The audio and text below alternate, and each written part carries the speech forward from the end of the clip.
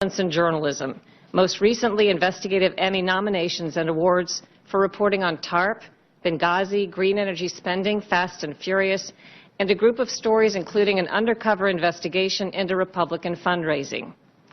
The job of getting at the truth has never been more difficult. Facets of federal government have isolated themselves from the public they serve. They covet and withhold public information that we as citizens own.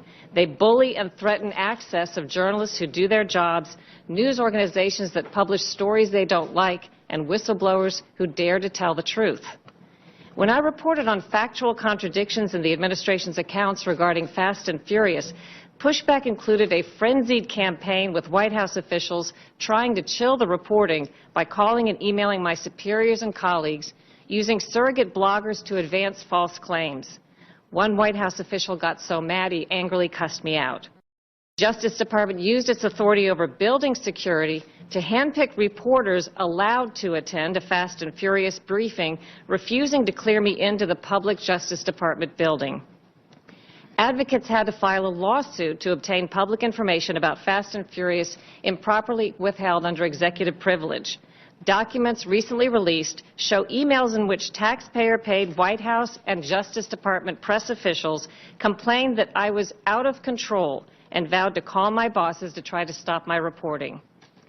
Let me emphasize that my reporting was factually indisputable. Government officials weren't angry because I was doing my job poorly. They were panicked because I was doing my job well. Many journalists have provided their own accounts. The White House made good on its threat to punish C-SPAN after C-SPAN dared to defy a White House demand to delay airing a potentially embarrassing interview with the president. 50 news organizations, including CBS and the Washington Post, wrote the White House objecting to unprecedented restrictions on the press that raise constitutional concerns. A New York Times photographer likened the White House practices in some cases to the Soviet news agency TASS. Former Washington Post executive editor Len Downey called the Obama war on leaks by far the most aggressive he's seen since Nixon. David Sanger of the New York Times called this the most closed, control-freak administration he's ever covered. New York Times public editor Margaret Sullivan said, "It's the administration of unprecedented secrecy and unprecedented attacks on a free press." Months before we knew that the Justice Department had secretly seized AP phone records and surveilled Fox News' James Rosen, before Director of National Intelligence Director James Clapper incorrectly testified under oath that Americans weren't subject to mass data collection, I was tipped off that the government was likely secretly monitoring me due to my reporting. Physics exams confirmed the intrusive long-term remote surveillance. That included keystroke monitoring, password capture, use of Skype to listen into audio and exfiltrate files, and more. Getting to the bottom of it hasn't been easy. It's unclear what, if anything, the FBI has done to investigate.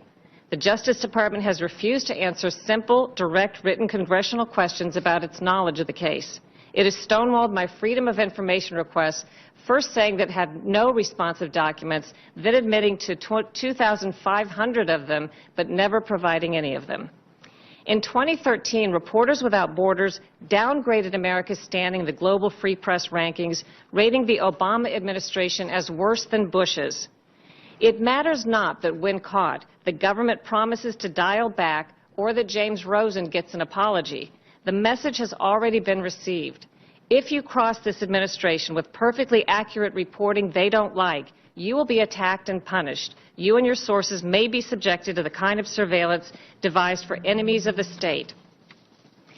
For much of history, the United States has held itself out as a model of freedom, democracy, and open, accountable government. Freedoms of expression and association are, of course, protected by the Constitution. Today, those freedoms are under assault due to government policies of secrecy, leak prevention, and officials' contact with the media combined with large-scale surveillance programs. The nominee, if confirmed, should chart a new path and reject the damaging policies and practices that have been used by others in the past. If we aren't brave enough to confront these concerns, it could do serious long-term damage to a supposedly free press. Thank you.